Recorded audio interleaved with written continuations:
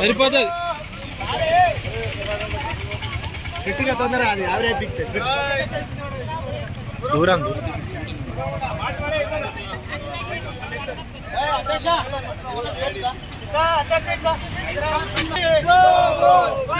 Petrol petrol ఏమో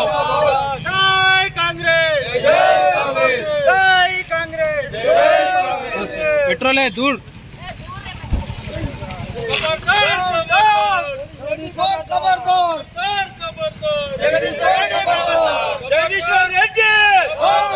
జగదీశ్వర్ రెడ్డి కాంగ్రెస్ పార్టీని అనుచిత వ్యాఖ్యలు చేసే జగదీశ్వర్ రెడ్డి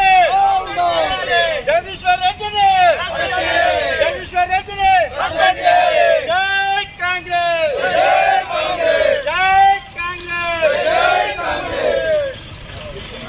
నిండు శాసనసభలో మన దళిత నాయకుడు స్పీకర్ అయినటువంటి గడ్డం ప్రసాద్ మీద మరియు కేసీఆర్కి బినామైనటువంటి మాజీ మంత్రివర్యులు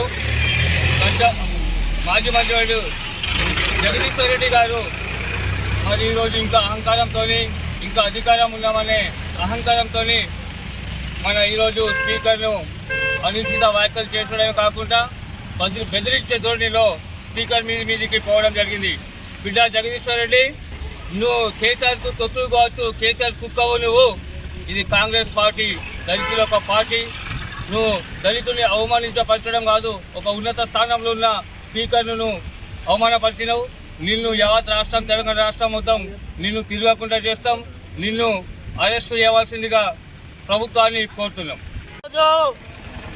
అసెంబ్లీలో స్పీకర్ను గౌరవంలో లేకుండా మాజీ మంత్రి వర్యులు జగదీశ్వర్ రెడ్డి గారు ఆయన చేసిన అనుచిత వ్యాఖ్యలను ఖండిస్తూ ఈరోజు రాష్ట్ర వ్యాప్తంగా ఆయన దిష్టి బొమ్మలను దగ్నం చేస్తూ అదే మునుకున్నటువంటి నరసింహన్ గవర్నర్ గారిని కాళ్ళు మొక్కినటువంటి టీఆర్ఎస్ పార్టీ ఈరోజు ఈ గవర్నర్ కానీ స్పీకర్ను కానీ రాజ్యాంగబద్ధమైన పోస్టులో అవమానపరిచి ఆయనను అనుచిత వ్యాఖ్యలు చేసినందుకు జగదీశ్వర్ రెడ్డి బిడ్డ, నిన్ను ఈ రోజు తెలంగాణ ప్రజలు ఏ క్షణాన్ని కూడా నిన్ను వదిలిపెట్టరు. నిన్ను మా తెలంగాణలో నేను పాది పొందపెడతామని ఈ సభముగా తెలియజేస్తూ, ముందస్తు రోజుల్లో బిడ్డ నీ కాంగ్రెస్ పార్టీ నీ కారు పంపిచారు అయిపోయింది. నీ కారు అనేది కొట్టుకపోయింది, గోదావరిలో కాంగ్రెస్ అనే ప్రలంగంలో కొట్టుకపోయిందని చెప్పి ఈ సభ మేము తెలియజేస్తూ మా కాంగ్రెస్ పార్టీ కార్యకర్తలకు, మా అధ్యక్ష, మా కాంగ్రెస్ కుటుంబ సభ్యులందరికీ జై కాంగ్రెస్, జై జై కాంగ్రెస్. జగదీశ్వర్ రెడ్డి గారు స్పీకర్ గారి మీద మాట్లాడిన అనుచిత వ్యాఖ్యలకు నిరసనగా వారి దిష్టి బొమ్మ దగనం చేయడం జరిగింది.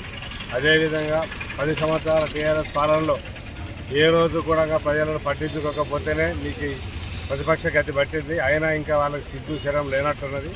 ఎట్టి పరిస్థితులలో రాజ్యాంగబద్ధమైన పోస్టులో ఉన్న వ్యక్తులను అగౌరవపరచడం మాజీ మంత్రి ఆయనకు తగదు.